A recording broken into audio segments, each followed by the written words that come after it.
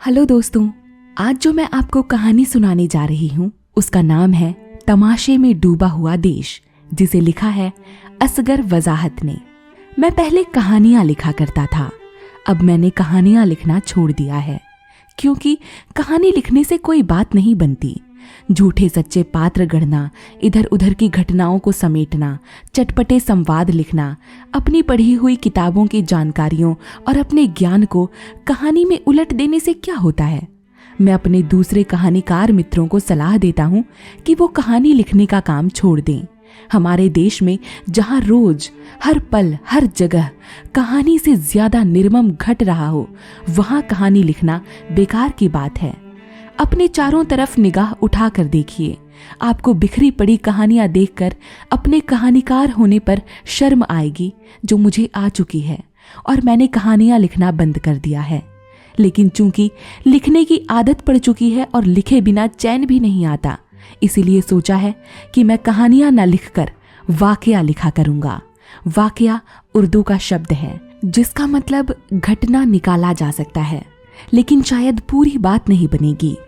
वाकया किसी ऐसी सच्ची घटना का विवरण कहा जा सकता है जो रोचक, नाटकीय और मनोरंजक हो, केवल घटना मात्र ना हो। अगर मैं आपको सिर्फ घटनाएं सुनाने लगूंगा तो उसमें कुछ मजा ना आएगा और आप मुझे बेवकूफ और मूर्ख समझकर पढ़ना बंद कर देंगे। हो सकता है यह काम आप वाकया सुनने के बाद भी करें, लेकिन मुझे अब भी उम्मीद है कि कुछ करें या ना करें, वाकये को सुन लेंगे। यह सच्चा वाकया है। बहरहाल सच्चाई तो वैसे भी सामने आ जाएगी। मेरे कहने से न सच झूठ हो सकता है और न झूठ सच हो जाएगा। हमारे ही देश के एक शहर में एक आदमी गायब हो गया और 2 कुत्ते के पिल्ले गायब हो गए। मैं शहर का नाम नहीं बताऊंगा, क्योंकि वाकया निगार होने का यह मतलब नहीं है कि मैं लोगों का दिल दुखाऊं और अपना जीना हराम कर लूं। आप जानते ही हैं कि आज हमारे अहिंसक देश में हर तरह की हिंसा तरक्की पर है। पहले जो बात तू मैं पर खत्म हो जाती, अब वह हत्या का कारण बन जाती है। अब तो हत्यारों का सम्मान होता है। मैं जिस इलाके का रहने वाला हूँ, वहाँ जिसने जितनी हत्याएं की होती हैं, उसका उतना सम्मान होता है। यही कारण है कि आज तक मेरे इलाके में मेरा सम्मान नहीं हो सका, क्योंकि मैं मक्खी मारने लायक भी नहीं हूँ। सम्मान के मानदंड बदल गए हैं। इसे साबित करने के लिए मिसाल के लिए एक और वाकया भी है। विधानसभा के चुनाव हो जाने के बाद कुछ नेतागण विधायक कैंटीन में बैठे बातचीत कर रहे थे और सब एक दूसरे से पूछ रहे थे कि आपने कहां से कंटेस्ट किया था। ध्यान दें कि उनमें लोकतंत्र की भावना कितनी प्रबल थी। वे हारने या जीतने की बात नहीं कर रहे थे, केवल कंटेस्ट की बात कर रहे थे। सबने बताया कि उन्होंने कहां से कंटेस्ट किया है। एक आदमी से पूछा गया तो उसने कहा कि मैंने कहीं से कंटेस्ट नहीं किया है। सब उसे देखकर हैरत में पड़ गए और कहा, जाइए जाकर काउंटर से 6 चाय ले आइए। अब बात लोकतंत्र की शुरू हो ही गई है तो एक वाकया और सुनते चलिए। विधानसभा के सामने किसी मुद्दे पर अनिश्चितकालीन अनशन जारी था। किसी सामाजिक सरोकार के मुद्दे पर किसी संस्था की ओर से प्रतिदिन एक आदमी अनशन पर बैठता था। मैं उधर से गुजर रहा था। मैंने देखा कि अनशन पर बैठा आदमी तो पम्मी शर्मा है। मैं उसे जानता हूँ। वो उभरता हुआ नेता है और उसने अपने लिए सभी पार्टियों के दरवाजे खुले रखे हैं। मैंने सोचा क्यों न पम्मी शर्मा से मिल लूं। ऐसे कठिन घड़ी में मेरे 2 शब्द उसे ताकत देंगे, और फिर पम्मी से कोई काम पड़ा तो उसे याद रहेगा कि मैंने कठिन क्षणों में उससे कुछ अच्छे शब्द कहे थे। गरज यह कि मैं उसके पास गया। वो मुझे देखकर इतना खुश हो गया जितना पहले ना होता था। उसने बताया कि अनशन 40 दिन से चल रहा है। मुझे अपने देश के विकसित लोकतंत्र पर गर्व हुआ। मैंने उसकी तारीफ की। उसने कहा, यार 1 दिन के लिए तुम भी अनशन पर बैठ जाओ। मैं पहले तो चौंका, कुछ घबराया, पर उसने कहा, यार 1 दिन की तो बात है, सुबह बैठोगे शाम को खत्म हो जाएगा। मैं तैयार हो गया। सोचा ठीक है यार, देश की लोकतांत्रिक ताकतों को मजबूत करने के लिए इतना तो करना चाहिए। मैं अगले दिन सुबह ही सुबह वहां पहुंच गया। वहां 7-8 लोग चाय पी रहे थे। पम्मी शर्मा भी था। उसने मुझे गद्दी पर बैठाया, गले में गेंदे के फूलों की माला डाली, तिलक लगाया। मेरा अनशन जारी हो गया।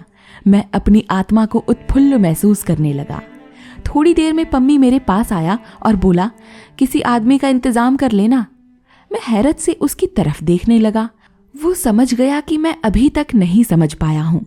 वो बोला, जो अनशन से हटेगा उसे टेंट वाले का, चाय वाले का, जूस वाले का, माली का पेमेंट करना होगा। मेरे तो पैरों तले जमीन निकल गई। मैंने गिड़गिड़ाते हुए कहा, यार उस संगठन के लोग कहाँ हैं जिन्होंने अनशन कराया है?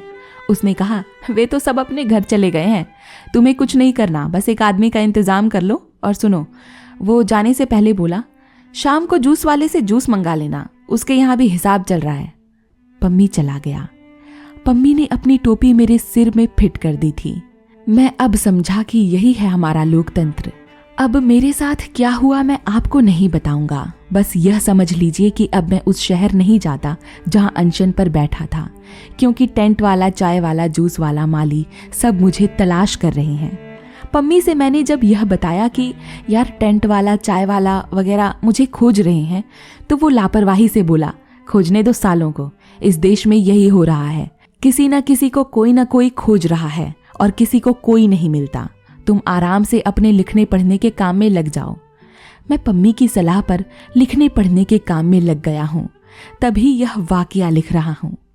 माफ कीजिएगा, मैंने बात शुरू की थी एक शहर में एक आदमी और कुत्ते के पिल्लों के गायब होने से, लेकिन होते होते मैं देश के लोकतंत्र पर आ गया।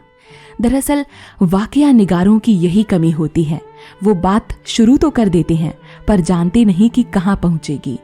तो जनाब, एक शहर में एक आदमी गायब हो गया। उसकी पत्नी पता चलाने पुलिस के पास गई तो पुलिस ने कहा कि अभी तक कोई सिरकटी लाश नहीं मिली है, जैसे ही मिलेगी उसे बता दिया जाएगा। आदमी की पत्नी यह सुनकर डर गई।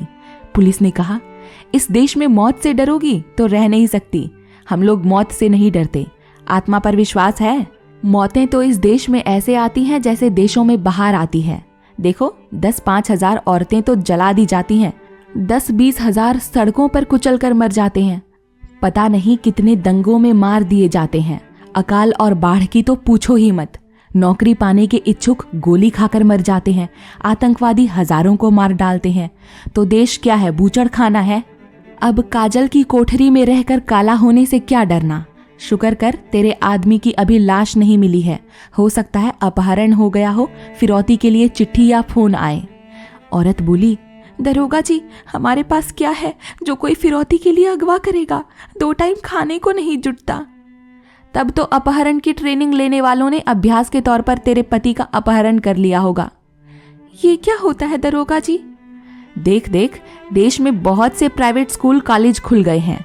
अपहरण उद्योग के रिटायर्ड लोगों ने मिलकर अपहरण कॉलेज खोल लिया है।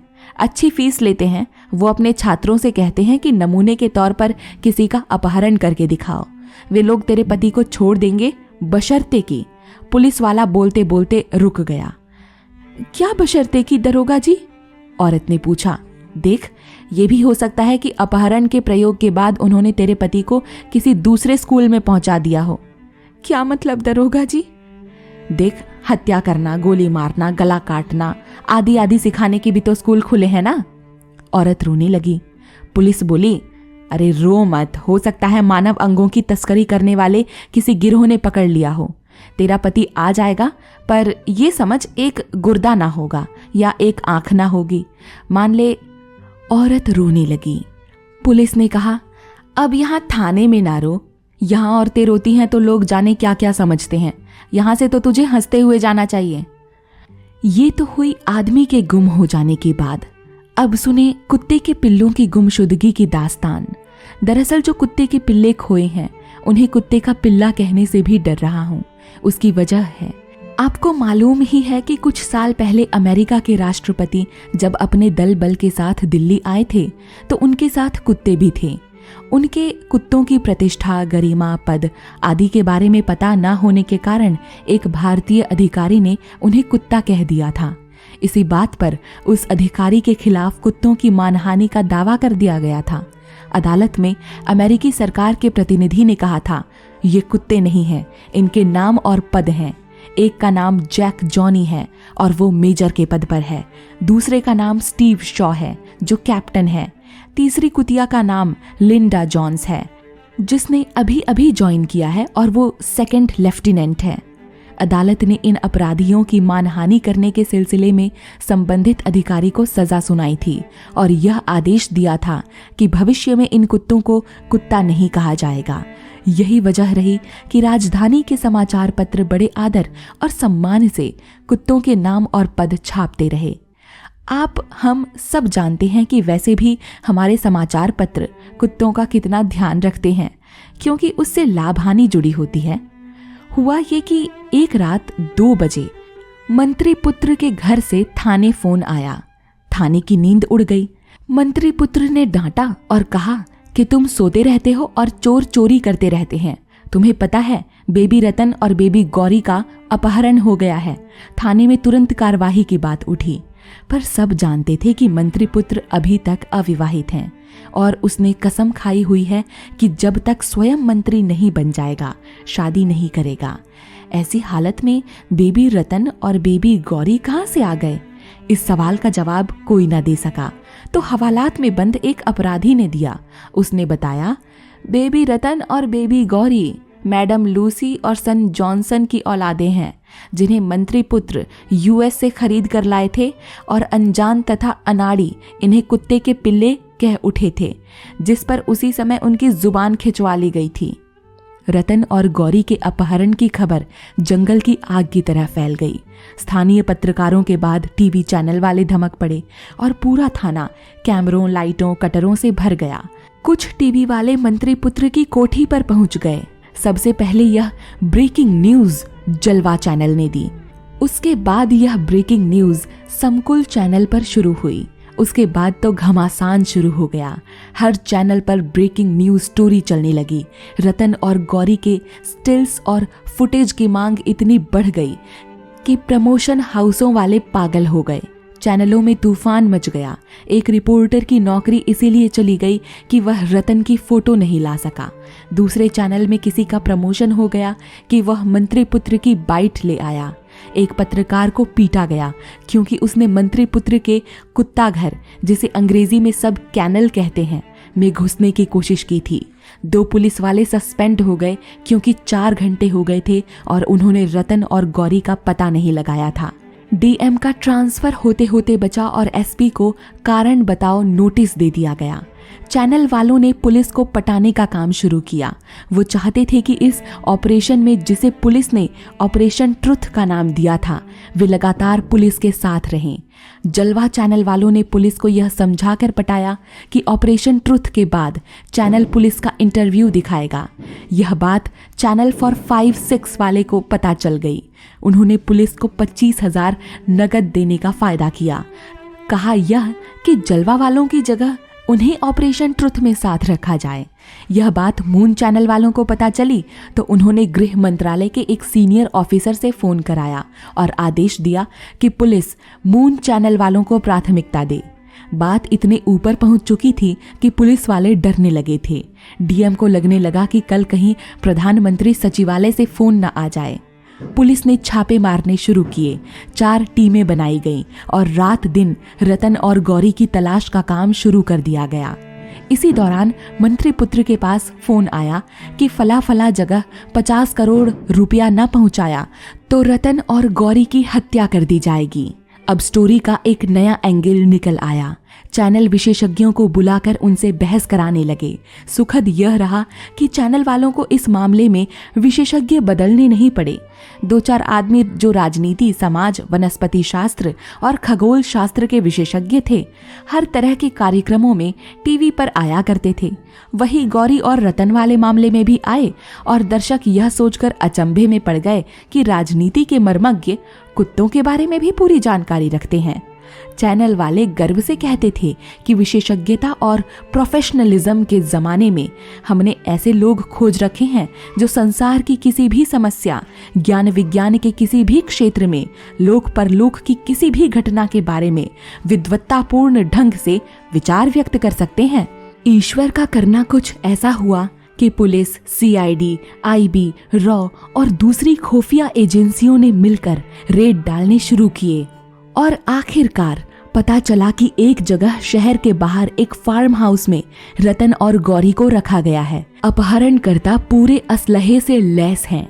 उनके पास बोफोर्स तोपों से लेकर एंटी एयरक्राफ्ट गन तक मौजूद है। अब तो सेना से मदद लेने की जरूरत पड़ी। गृह मंत्रालय ने सुरक्षा मंत्रालय से निवेदन किया और एक लेफ्टिनेंट जनरल के साथ ब्रिगेड भेज दी गई। टीवी चैनलों पर बहस का मुद्दा यह था कि इस ऑपरेशन ट्रुथ में रतन और गौरी सलामत निकल आएंगे या नहीं। यह भी जानकारी मिली कि अपहरणकर्ताओं ने मार्केट से 200 टन TNT भी खरीदी है और उसका जखीरा भी उनके पास है। टीवी चैनलों के वही विशेषज्ञ जो वनस्पति विज्ञान से लेकर सुपरसोनिक जेटों तक के विशेषज्ञ थे, कहने लगे इतना एक्सप्लोजिव मटेरियल तो पूरे फार्म हाउस को ज्वालामुखी की तरह उड़ा देगा और जाहिर है उसमें नन्हे मुन्ने रतन और गौरी के बचने की क्या उम्मीद होगी।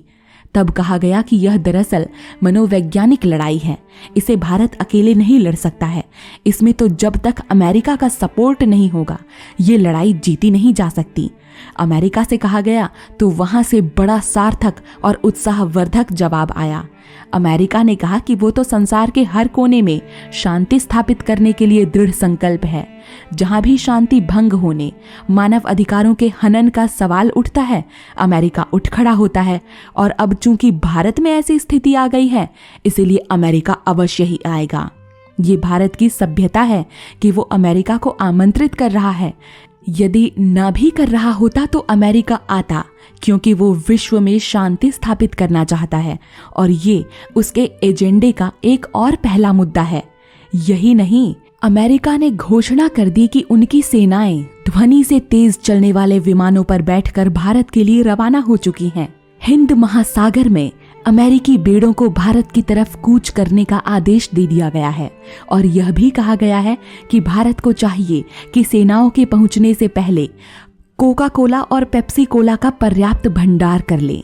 McDonald hamburger, Uncle Chipps, Kentucky chicken, FTJ वगैरह की जितनी ज्यादा दुकानें खोली जा सकती हों खुलवा दें, क्योंकि अमेरिकी सैनिक जाहिर है दाल रोटी नहीं खाएंगे।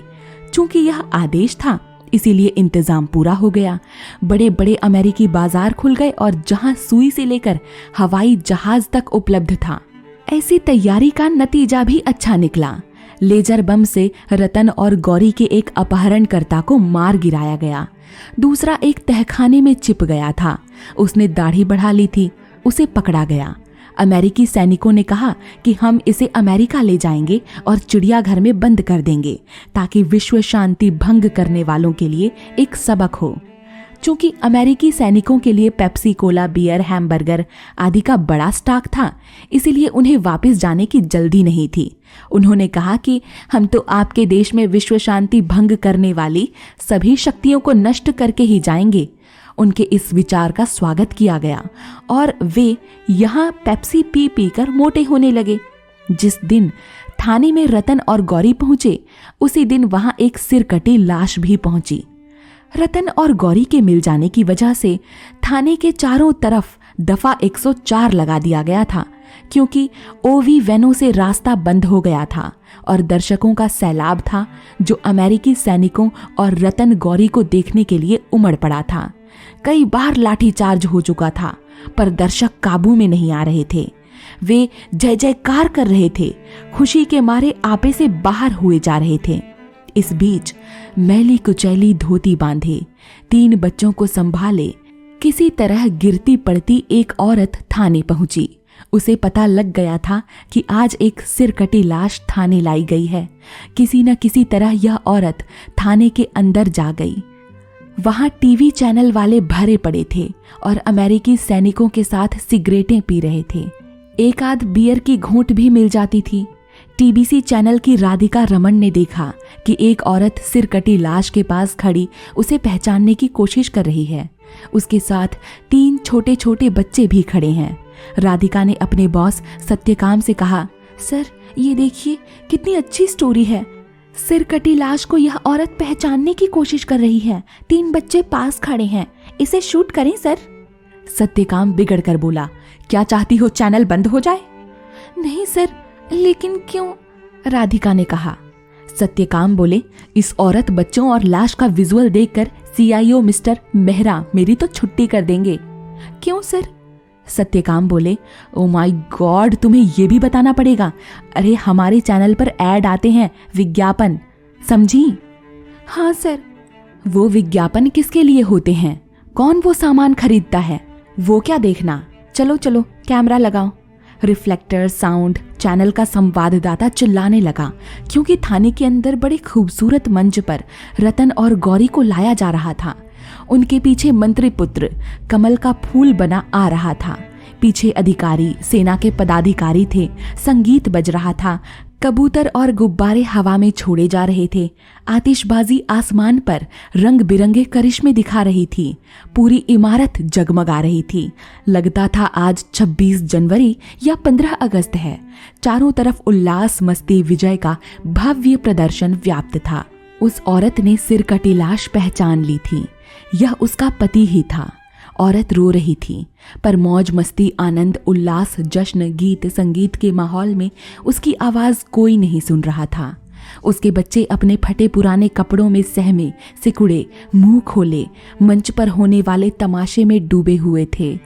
वो न अपनी माँ को देख रहे थे, न बाप की सिरकटी लाश को। दोस्तों, ये थी असगर वजाहत की लिखी कहानी या वाकया, तमाशे में डूबा हुआ देश। उम्मीद करती हूँ आपको पसंद आया होगा। चैनल को सब्सक्राइब और वीडियो को लाइक जरूर कर दीजिएगा। Bye bye.